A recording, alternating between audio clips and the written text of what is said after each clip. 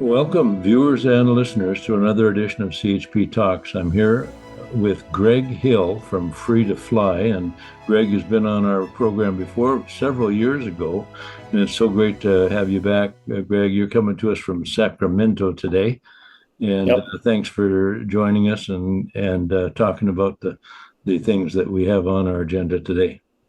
great to be here. So I'm going to give you a little introduction, folks. Not all of our viewers and listeners were on this program 3 years ago.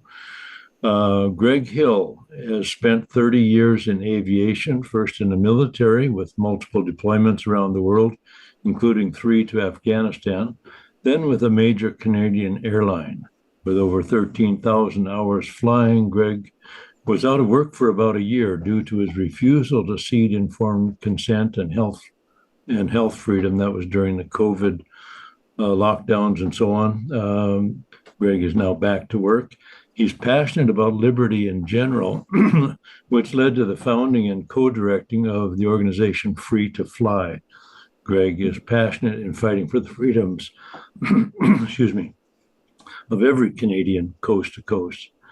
Free to Fly is a group of aviation professionals and passengers who are speaking with one voice to push back against mandatory vaccination. In fact, speaking up on behalf of bodily autonomy, the sovereignty of the individual, as opposed to groupthink and group control.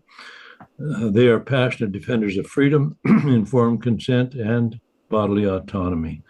Their newsletter goes out to about 35,000 aviation professionals and airline passengers, and you can find all of their information at freetofly.ca. So, Greg, again, thank you for joining us today. You're in between a couple of flights, and it's so great you're on the West Coast. We're in the same time zone. No. Yeah, that's right. So I feel like a hero when the time rolls back 3 hours. You get up bright and early and feel like you're ready for the day earlier than you would be back at home.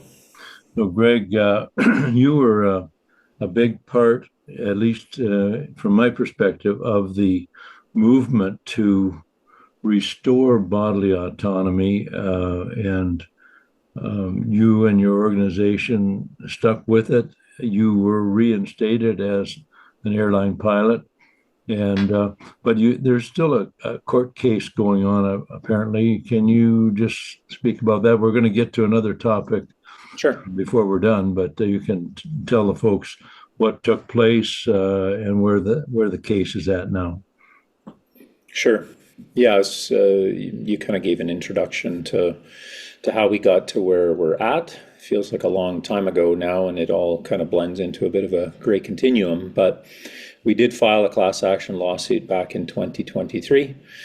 As most people will know, probably most of your viewers, nothing moves fast within our judicial system these days. So it was filed back in 2023. And it's been a rather slow go, in part because that's just how things tend to work. Every roadblock possible gets thrown in the way. So amongst a host of other things, the government filed a motion to strike back in early 2024. That took almost a year to get a response from the court. February of this year, 2025, we actually survived the motion to strike, which was encouraging. So we're in the process of making our way through certification now. So actually just last week, we filed the documents from 3 of the representative plaintiffs, myself being one of them. Brent Warren and Tanya Lewis are the other 2, a flight attendant and a ramp worker. So that'll work its way through the court system as far as certification. The government has an option to cross-examine us just as far as our statements, affidavits, as far as being representative of the class as a whole. And that's seeking to essentially ensure this never happens again on behalf of those who want to opt in as part of that class. And it applies to anyone who refused I don't want to get into the weeds too far, but the interim order from Transport Canada was what barred us going to work and led to our involuntary leaves of absence or early retirement, or in some cases outright firing for employees within the aviation sector. So anybody who chose not to take the jab and ended up suffering harm can opt into to this class action. So there's more information on our website if someone wants to go. I always encourage people that rather than just jumping on board with these things. There's so much information coming at us nowadays. It really behooves all of us to read the details. So the pleading is on there along with a couple of updates. You can find that on our website. So it's been a couple years. It'll probably be a couple more before we see where it leads. But steady faithfulness is the calling these days with all of this stuff, right? Yeah, well, that's one of my gripes with the court system is how long it takes to get through it. I think one of my verses I refer to from time to time in Ecclesiastes says, because sentence against an evil work is not executed speedily, therefore the heart of the sons of men is fully set in them to do evil. So when bad people do bad things and get away with it for a long time, it encourages bad behavior on the part of others. And it's frustrating because just the simple reality is the government has a bottomless supply of taxpayer money and an endless amount of time, and the plaintiffs typically, theoretically, we have a lifetime of time, I suppose, but there is an emotional toll and a fatigue that tends to kick in, and people just get fed up with it, or they run out of money. And so we do have a lawyer who's willing to go the distance with us. We've been very pleased with his work. An ethical lawyer who's really not in it for the money, but for justice. So I know, and again, I don't want to go too long on the class action. It's honestly not my favorite thing to talk about, but it is important, and I want to do a good job of representing it for that class as a whole as we seek justice. But I've just been very encouraged and pleased with his work, and have gotten to know him on a personal level. And there's really, repeatedly, the money piece is so far down the list. He's got an enormous capacity for work, and we'll keep plugging away with it. So people can hop on the website and sign up if they want to get some updates, and we'll take it from there. Very good at freetofly.ca. So what prompted this particular call, and I'm glad to get a bit of an update on your case, and I'm glad you are flying freely, both across the country and between countries, and that's wonderful that you're back doing what you do so well. But the article that prompted this call was one that you posted on your website having to do with digital ID.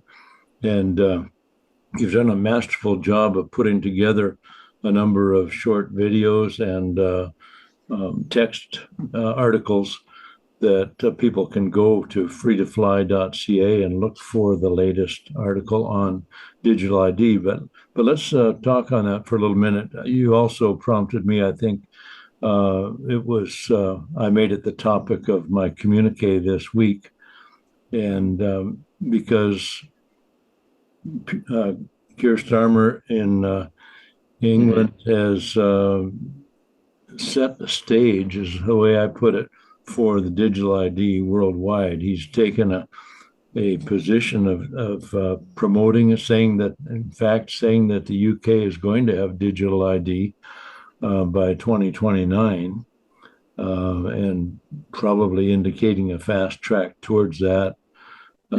Certainly mandatory things, and we've gotten used to this word mandatory was being thrown around so freely during the COVID, dismal time of COVID protocols. So now we hear talk of a mandatory digital ID. Can you sort of lay that out for our viewers and listeners?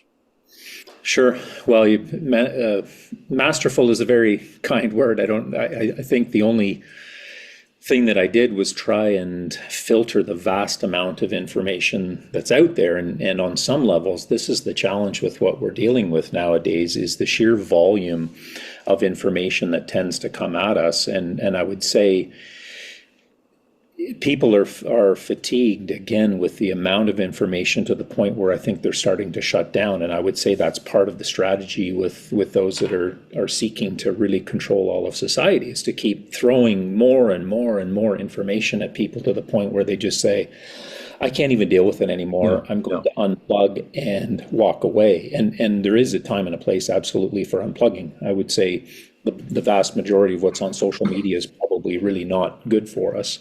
But back to the social ID piece, or social ID, the digital ID piece, it is greatly concerning. You can, again, have a look at, I tried to distill a lot of what I read down to some of what I would consider the more balanced and helpful articles that are out there. But there's a whole bunch of background in terms of why governments want to go that way. I would say one of the biggest ones is that they are absolutely broke, and broke is probably a generous term. I mean, we're beyond broke. We have the parliamentary budget officer just within the past couple of weeks, looking at Canada's finances, used words like stupefying, shocking, and unsustainable in terms of the debt that the Canadian government is taking on. Over the next 3 years, I think they projected something like 130 billion in deficit, and when they looked at it, it was seen to be more in the order of $250 billion. And so, in an effort to try and maximize their control over the financial aspect of a nation, digital ID combined with central bank digital currency would provide a massive increase. There's just no way to sustain these kind of deficits going forward. So like we saw going back to 2020 and the whole COVID era, it's back to selling it as a means to, and you'll see this in the UK, right? The immigration, it's this classic thing where government policy creates massive amounts of problems. And so what they do is come at you with a solution which really plays into their hands. So, hey, we're going to keep you safe. We're going to, find a means to make things more convenient, to maximize our budgets and otherwise, and combining the two, digital ID along with central bank digital currency, would provide that.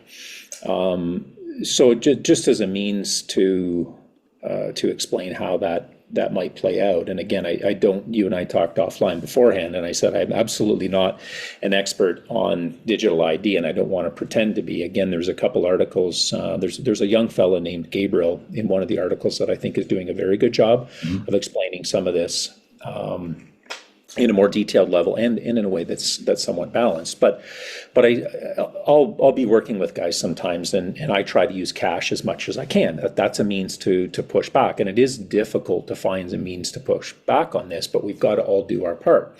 And guys will say something kind of like, well, it's just inconvenient, to carry around change in my pocket. And I say, well, if we go a cashless route, particularly combined with something like digital ID, it now provides a massive means to control absolutely everything. And I use for myself a classic example of, let's say you want to have a garage sale on a Saturday, right?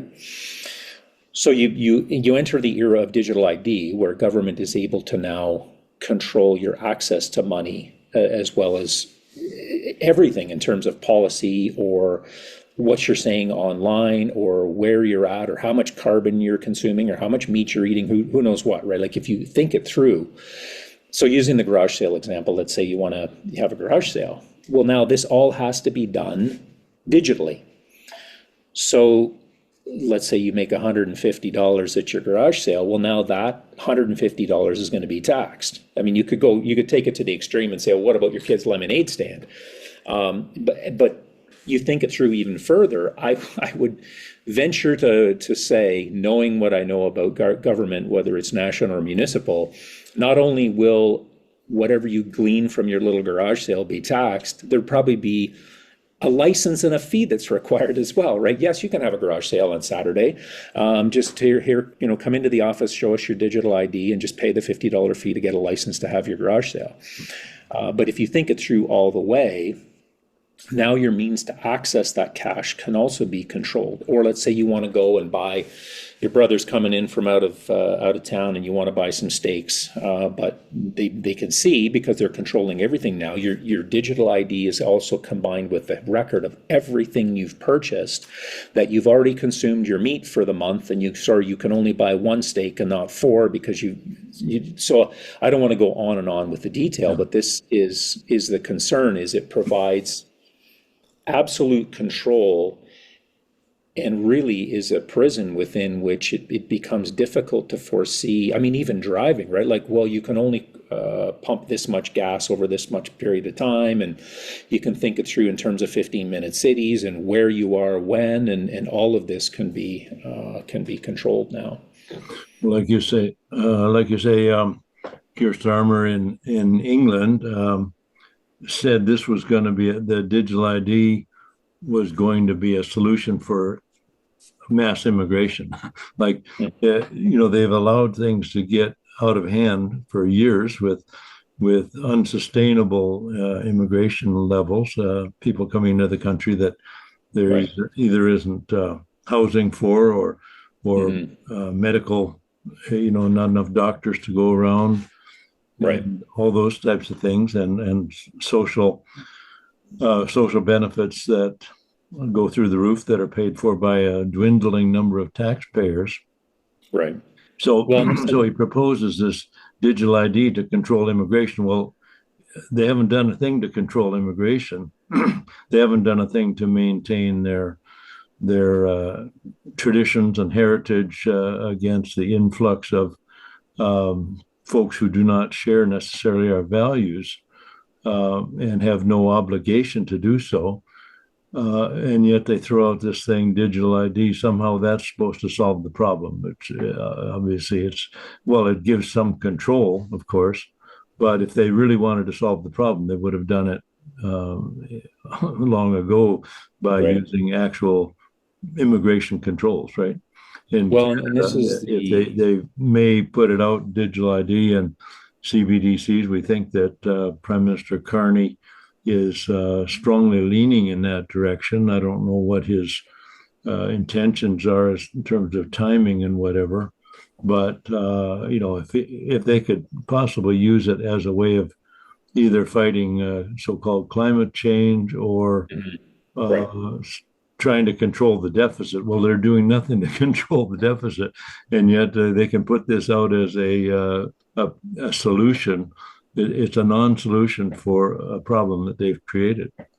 Right. Well, and this is the insidious nature of a lot of this, right? The onus is put back on the population to solve government problems that have been created by the government. But I think it's important as well to think through these things, not just within our own silo of how we tend to see the world, right? And so you and I very quickly see it as a means of control, but how it's sold and how people tend to view it is, and if you go on, there's actually a Canadian government document called Canada's Digital Ambition. It's actually a couple of years old, and I would say there's a very robust effort being made towards digital ID. I think Carney was actually asked within the past couple of weeks if Canada has any plans for it, and he didn't rule it out, which is telling, right? I think he said something along the lines of, we don't have any firm plans right now. But I would say, based on that document, which you can link to fairly simply, you read through it. And what comes up again and again, I think it was like 18 times in the article, are two words: easy and convenient, right? And this is how it gets sold. And interesting, just bringing this back to my world of aviation, I was passing through Vancouver several weeks ago, and Vancouver seems to be the beachhead for digital ID, at least as far as some of the airlines go. And once again, it's sold as skip the line. If you submit to this digital ID, which is associated with facial recognition, you can skip the line. It's faster, it's more secure, it's hassle-free, right? So you can bypass everybody else as long as you concede to this. And this, I'm sure, when it eventually is moving into the rollout phase, will be optional, right? It'll be optional initially, just like the jabs were optional initially. Exactly. But we see there where this tends to go. There's a famous quote, and it's more related to socialism, but I would say it fits here as well, and that is mice die in mousetraps because they don't understand why the cheese is free. And it's similar here, right? It's like, well, what could possibly go wrong with this? It's keeping us safe. It's convenient.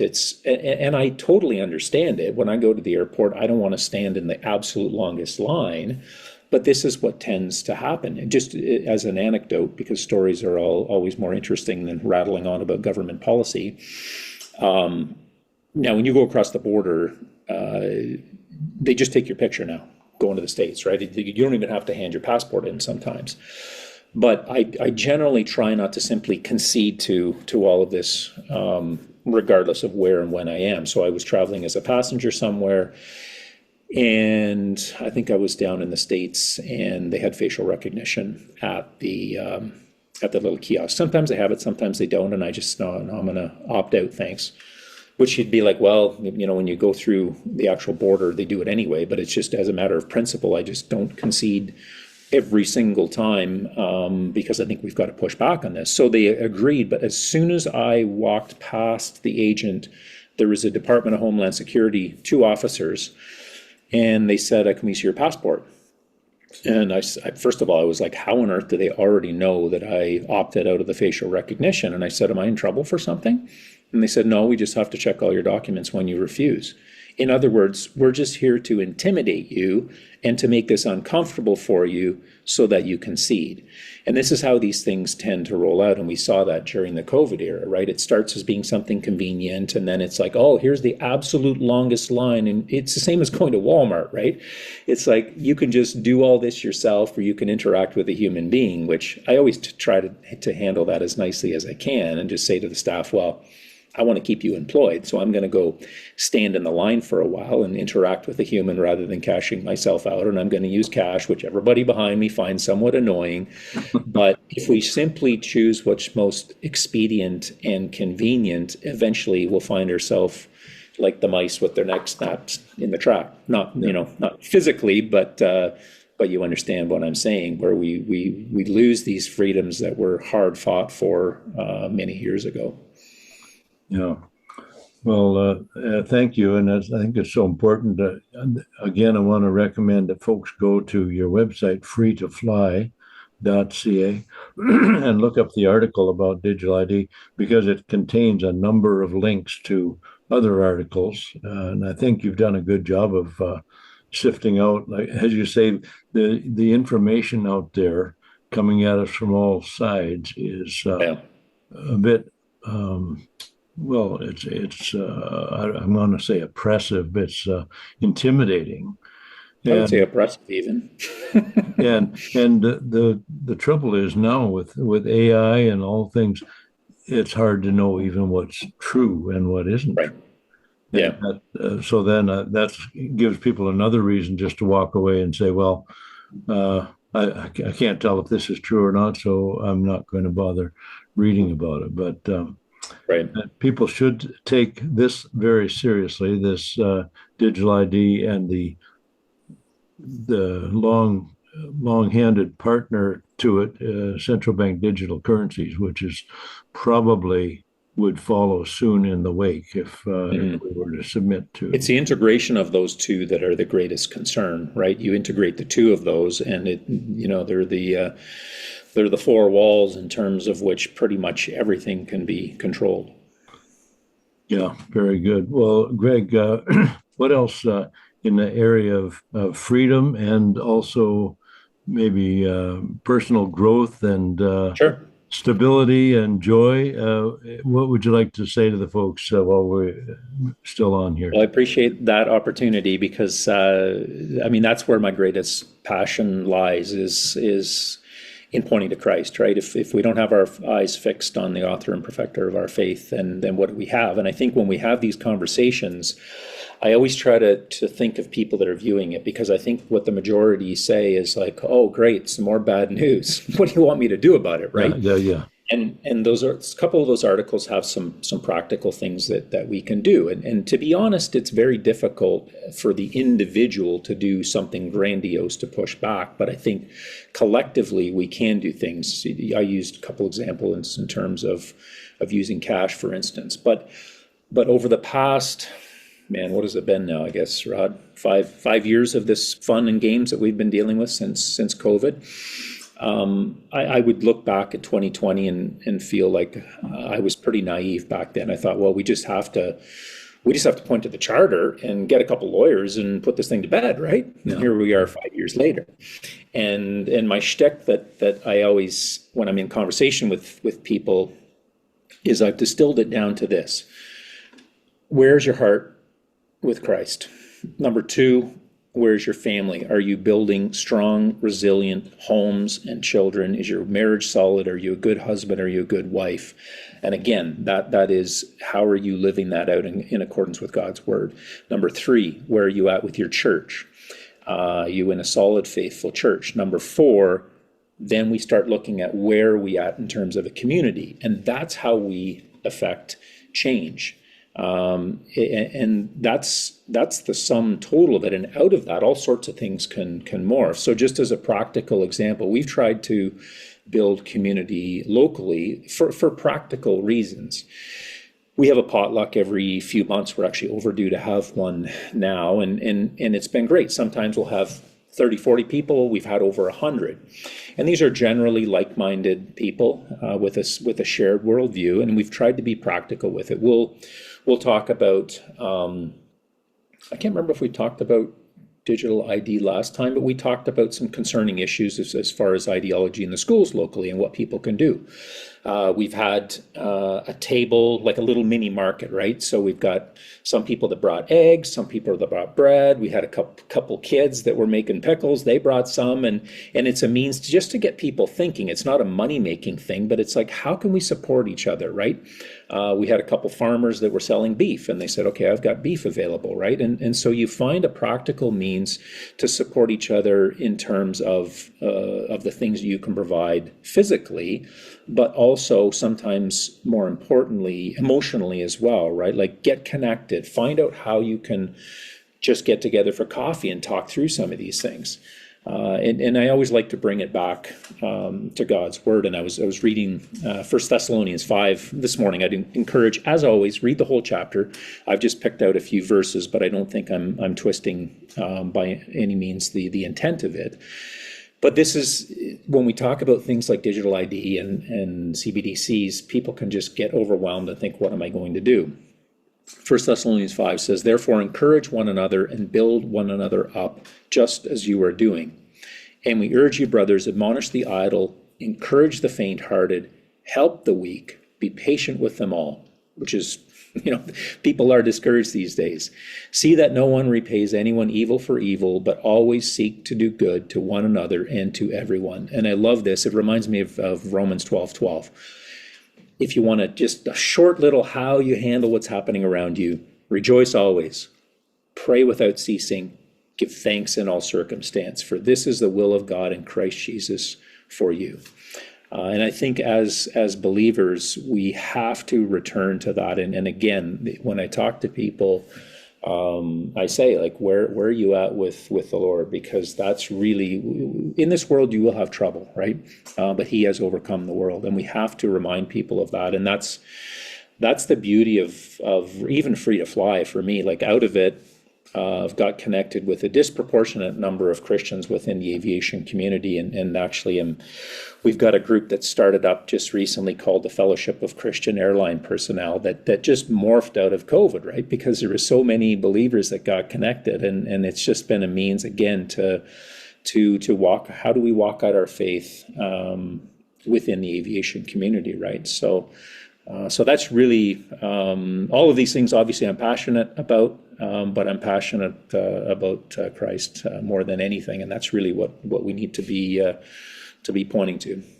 Well, that's a very good way to end this segment, and really appreciate that so much because, yeah, our freedom actually comes from Jesus, our freedom to make choices, and I think the truth is there, freedom, and those are the things that we need to cling to in these days that do have their struggles, their confusion, their uncertainty, and there are people out there seeking to do us harm or to control our lives, but we always can flee to the rock, our refuge, take our refuge in Jesus, who gives us freedom not only in this life, but in the one to come. So, Amen. Amen. Well, Greg Hill, Free to Fly, thank you for joining us today. We really appreciate it, and keep taking those passengers where they want to go. We certainly, as a passenger myself, I so much appreciate the skill and commitment of the pilots who man these airships. Thanks, Rod, and thanks for all you're doing as well. Yeah, God bless you. Bye-bye.